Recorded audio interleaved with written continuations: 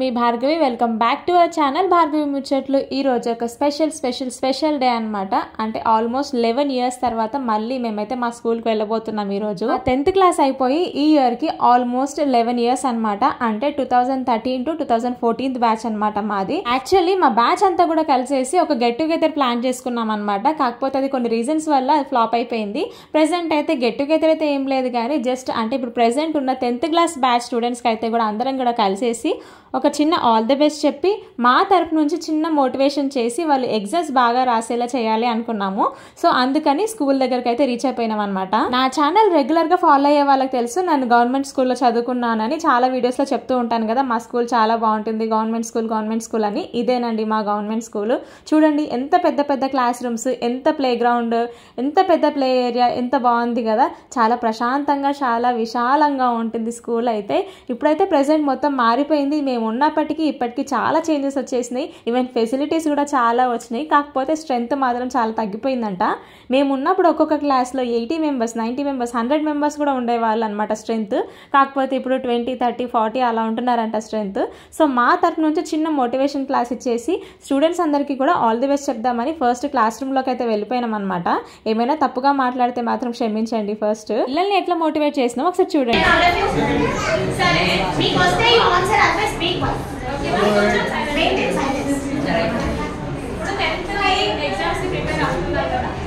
అయిపోయిన తర్వాత ఏ కాలేజ్ వెళ్ళాలో కూడా డిసైడ్ అయిపోయి ఉంటారు.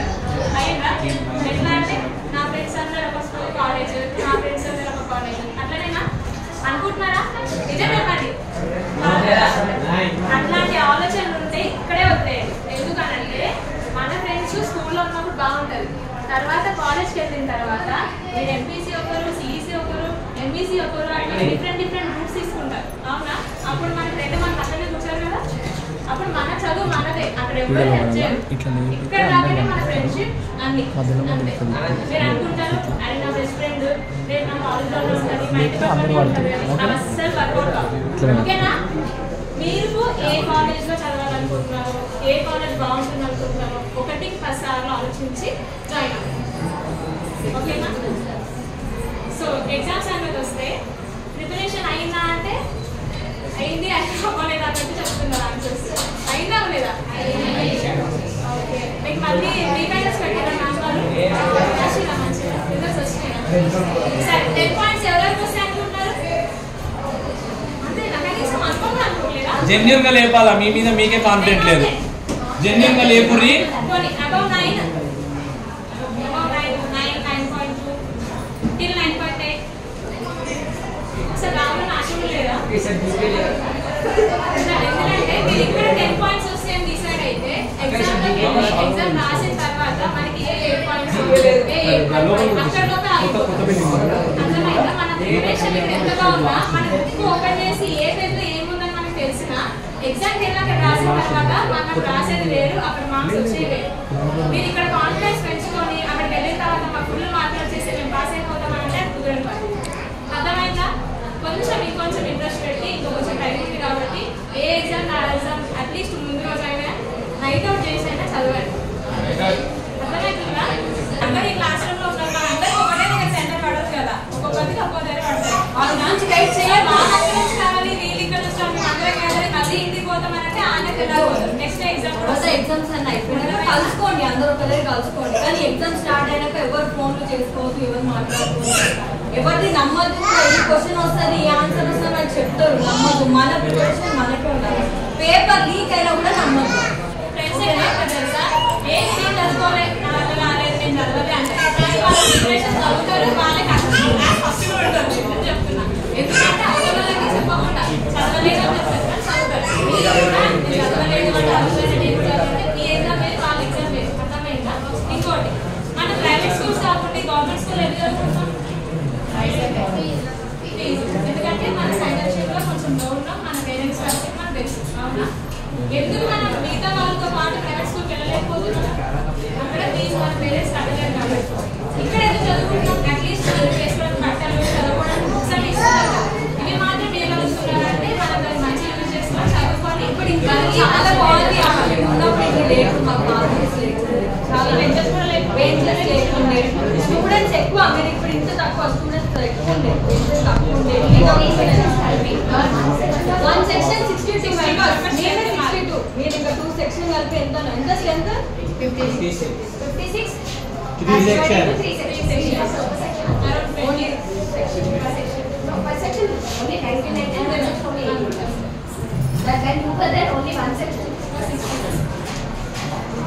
సో మీ పరిస్థితి ఏంటి, మీ పేరెంట్స్ ఎట్లున్నారు, వాళ్ళు ఏం పని చేస్తున్నారు, మీరు వాళ్ళు ఎంత కష్టపడి మిమ్మల్ని ఏ విధంగా తీసుకొని చదివిస్తున్నారని కొంచెం బ్రెయిన్లో పెట్టుకోండి.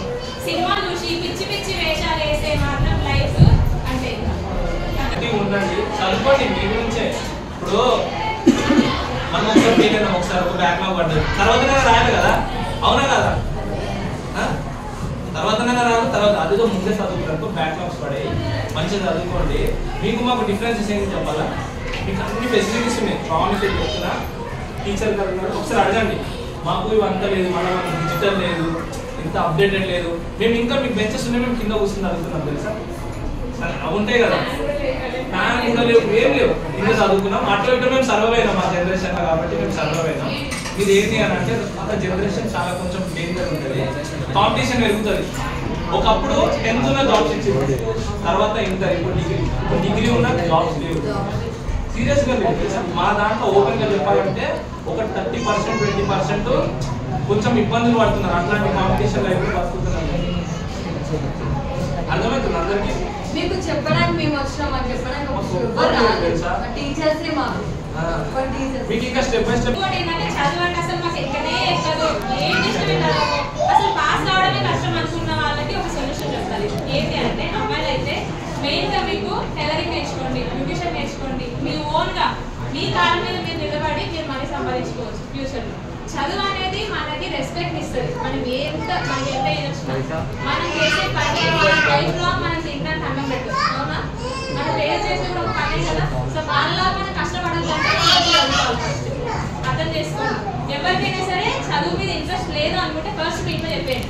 అనవసరంగా పేరెంట్స్ని ట్రబుల్ చేసి వేలు కాలేజ్ అని ఫీజులు కట్టించి మీరు ఫెయిల్ అయ్యి బ్యాక్లాగ్ పెట్టి వాళ్ళని ట్రబుల్ చేయకండి. అర్థమైందా? మీకు ఇంట్రెస్ట్ లేకపోతే ముందే చెప్పేయండి, ఏదైనా పని చేసుకోండి, అంతే. ఓకేనా?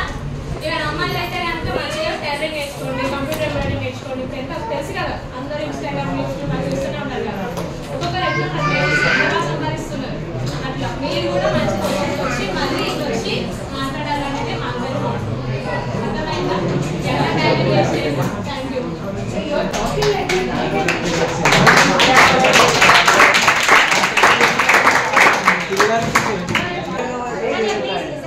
వీళ్ళ బ్యాచ్ గురించి చెప్పండి. ఎందుకు వీళ్ళకి యూనిక్ అంటే 14 బ్యాచ్.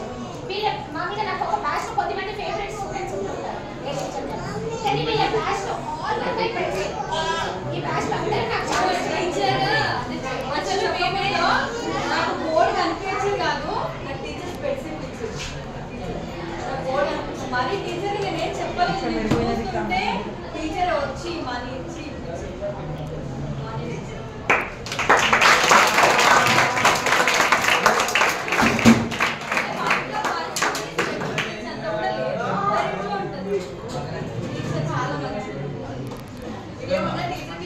కాదు, మీకు నెక్స్ట్ కూడా తర్వాత ఏం తీసుకోవాలి, ఏం చేయాలని డౌట్స్ ఉన్నా కూడా మా టీచర్స్ హెల్ప్ చేస్తారు. ఎందుకంటే మన చుట్టుపక్కల వాళ్ళని తెలిసిన వాళ్ళని మన చుట్టాలని మెయిన్గా నమ్మద్దు. ఎందుకంటే మనం బాగుపడితే చూసి ఓడలేరు.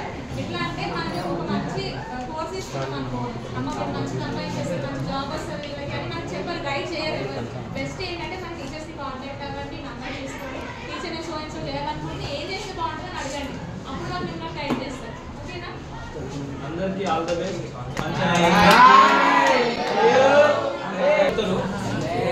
ఫ్రీ ఇయర్ మండల్ ఫస్ట్ ఉంటుండే మన స్కూల్. అన్ని గవర్నమెంట్ స్కూల్స్ లో మన స్కూల్ మండల్ ఫస్ట్. ఫస్ట్ ఎంత స్టూడెంట్స్ 9.7 నా దగ్గర గుర్తుంది. మండల్ ఫస్ట్ ఉంటే అదే పేరు మీకు తెలియాలి. ఏదైనా మనం చదువుకునే దాన్ని అంటే గవర్నమెంట్ స్కూల్ చదువుకుంటే మనం మంచి పొజిషన్లో లేదా అందరూ కలెక్టర్స్ చేస్తారు, ఐఏఎస్ ఆఫీసర్లు. All of them studied in government schools. So మీరు ఎట్లా అంటే 50,000 అంటే ₹1,00,000 అంటే ఫీజు ఆ కాలేజ్లో మీరు చదువుతామా అనుకుంటే ఏముండదు ఆడ.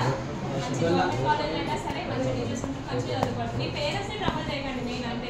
ఎందుకంటే అన్ని వేలు 1,00,000 ఫీజు కట్టాలి, పని చేసుకోవాలి, రేపటి పెళ్లి చేయాలి అని అంటే వాళ్ళ వల్ల కాదు.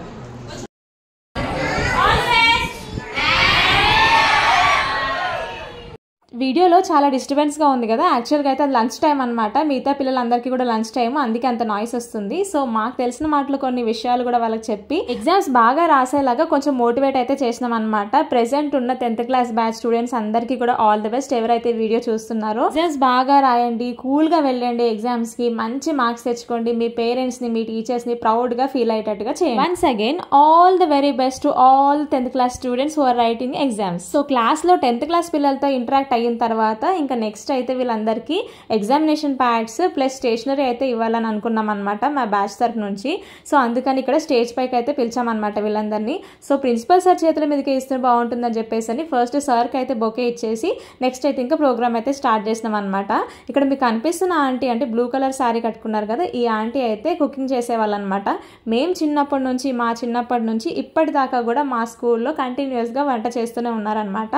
మాకు మంచి మంచి టేస్టీ ఫుడ్ అయితే ఇచ్చేవాళ్ళు ఆంటీ. సో ఇప్పటికీ కూడా ఆంటీ కుక్ చేస్తున్నారు. ఆ మెమరీస్ అన్ని మళ్ళీ ఒకసారి గుర్తు చేసిర్రు aunty. Thank you aunty. And ఇంకొక విషయం, ఇక్కడ మా వాణి టీచర్కి ఇక్కడ మీకు వైట్ డ్రెస్లో కనిపిస్తున్నారు కదా, తను మా మ్యాథ్స్ టీచర్ అనమాట. 9th క్లాస్ వరకు 10thలో ఫిజిక్స్ చెప్పేవారు అనమాట. యాక్చువల్గా 10thలో మాకు కొత్త మ్యాథ్స్ టీచర్ వచ్చారు, అందు గురించి అని ఈ టీచర్ అయితే మాకు ఫిజిక్స్ చెప్పారనమాట. కానీ మా మైండ్ మాత్రం అసలు యాక్సెప్ట్ చేసేది కాదు, తను మ్యాథ్స్ టీచరే ఉండాలి, మ్యాథ్స్ మాత్రమే చెప్పాలి, మాకు అసలు ఫిజిక్స్ వద్దు అని అనుకునే వాళ్ళము. కానీ ఏం చేస్తాం, ఇంకా తప్పలేదు, ఫిజిక్స్కి ఈ టీచర్ చెప్పేవాళ్ళు అనమాట. ఇంకా మ్యాథ్స్ అయితే కొత్తగా వచ్చిన టీచర్ అయితే చెప్పేవారు. ఇంకా అట్లా యాక్సెప్ట్ చేయక తప్పలేదు. ఇప్పటికీ స్టిల్ ఫీల్ అవుతాం మేము, ఈ టీచరే మాకు మ్యాథ్స్ చెప్పుంటే చాలా బాగుండేది, ఇంకా మంచి స్కోర్ చేసేవాళ్ళము అని. కానీ ఏం చేస్తాం, అడ్జస్ట్ అవ్వాల్సిందే కదా. మీకు కూడా మీ ఫేవరెట్ టీచర్స్ ఉన్నారా? మీరు కూడా మీ స్కూల్కి వెళ్ళొచ్చారా రీసెంట్గా? వెళ్ళలేదా? అయితే కనుక వెంటనే ఒకసారి మీరు చదువుకున్న స్కూల్కి ఒకసారి వెళ్ళి చూసి అక్కడ ఉన్న టీచర్స్ని ఒకసారి పలకరించి ఒక్కసారి ఆ మెమరీస్ అన్ని నెమరు వేసుకొని రండి. ఇక్కడ మీకు ఫోటోలో కనిపిస్తున్నారు కదా, ఈ టీచర్ మా తెలుగు టీచర్ అనమాట. తెలుగుతనం అంటేనే అమ్మతనం కదా. ఈ టీచర్ని కలిసిన వెంటనే నాకైతే కళ్ళలోంచి నీళ్ళు వచ్చేసినాయి. ఎందుకో తెలియదు కానీ మళ్ళీ మన అమ్మ వాళ్ళ ఇంటికి వెళ్తే ఎంత హ్యాపీగా ఫీల్ అవుతామో అంత హ్యాపీ అనిపించింది. మేము ఇవన్నీ చేయగలిగినామంటే వాణి టీచర్ సపోర్ట్ వల్లనే. థ్యాంక్ యూ టీచర్, మీ వల్లనే మేము స్కూల్ దాకా రాగలిగినాము అండ్ పిల్లలతో ఇంటరాక్ట్ అయ్యి మా మనసులో మాటలు పంచుకోగలిగినాము. మీరు మా గురించి మాట్లాడిన మాటలు కూడా చాలా హ్యాపీగా అనిపించినాయి మాకైతే. సో మా తరపు నుంచి ఒక చిన్న గిఫ్ట్ అనమాట టీచర్కి. టీచర్ ఎట్లా రియాక్ట్ అయ్యారు, తనకి నచ్చిందా లేదా చూడండి. శ్రీకాంత్ అన్న వాడతలేడు. This is the most unexpected thing for me. ఇలా తీయండి. Okay done.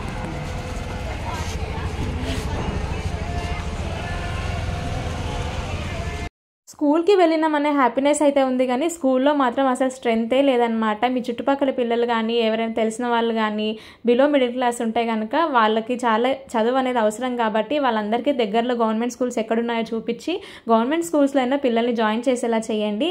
వీడియో చూస్తున్న వాళ్ళందరికీ నేనైతే ఇది ఒక చిన్న రిక్వెస్ట్ చేస్తున్నాను. వీడియో నచ్చితే మాత్రం లైక్ చేసి ఛానల్ని సబ్స్క్రైబ్ చేయడం మర్చిపోకండి.